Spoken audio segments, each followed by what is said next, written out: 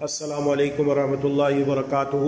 میں ابھی مسجد میں بیٹھا ہوا تھا وضو خانے پر کہ یہ ایک بھائی آئے ہیں اور یہ اللہ کی طرف سے ہے، اللہ تعالیٰ ان کو صبر دے، جنت الفردوس میں بلند مقام دے۔